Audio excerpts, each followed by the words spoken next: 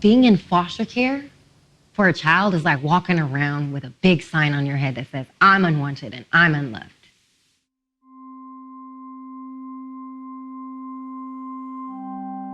I was kind of destined to be in foster care. Unfortunately, my mother was in foster care, her mother was in foster care.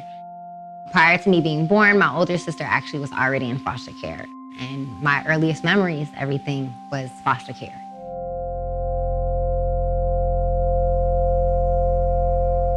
The lack of stability creates immense vulnerability for young people in the foster care system. You don't have consistency within your everyday household. This definitely makes young people more vulnerable for sex trafficking. The most consistent person that I had in my life was unfortunately my sex trafficker, because he's always had his doors open, always was willing to take my call, always was willing to be there for me.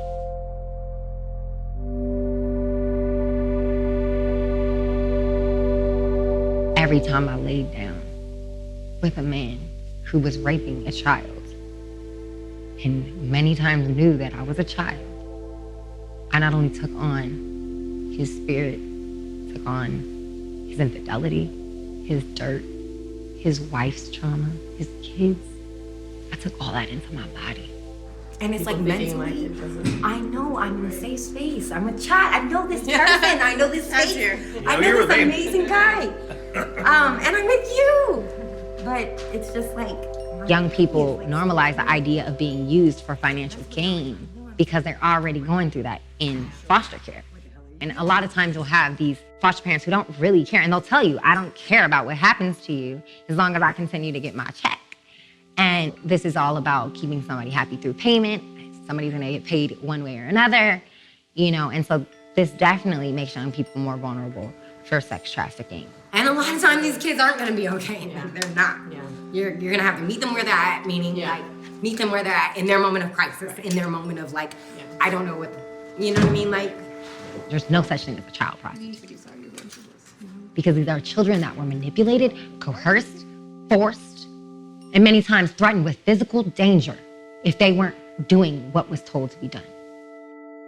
And these kids take this in, and they're children, and they're in development, and they're, you know, their brains aren't even fully developed, and they're taking all of this energy and all of this in. And I just don't want a kid to be almost 30 years old dealing with the stuff that I do. Nobody deserves that. For me, I was 10 years old when I first was exploited, and I was in a place of transition, going from home to home. I can't say it enough how many foster homes had closed their door on me and said, no, we don't want you back. I stopped counting after 14 placements. When you move a child from home to home to home to home their whole life, it's no different than moving from hotel to hotel, motel, hotel. Moving placements is not an easy thing. It's a trauma. You don't see Amber Alerts or flyers for missing foster kids.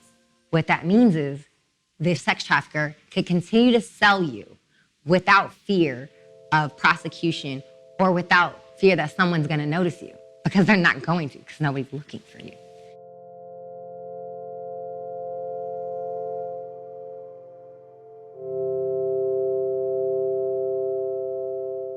So I met this woman, and she was the first woman to actually say, like, I'm gonna invest in your life. I don't care if you're in placement, not in placement, whatever's happening to you, I'm gonna invest in your life.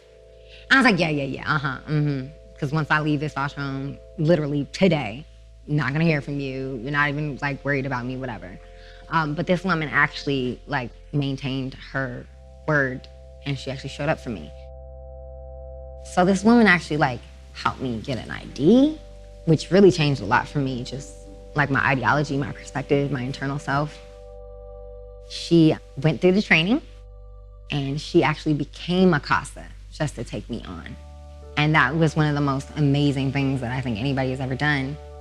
You know, I couldn't imagine my life to be where it is today.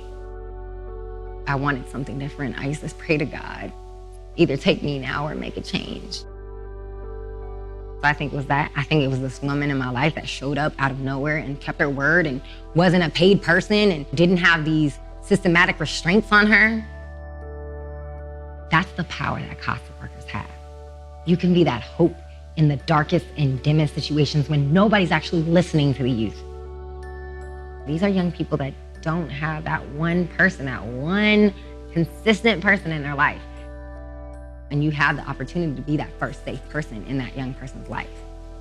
When you involve yourself in a child's life, you change everything.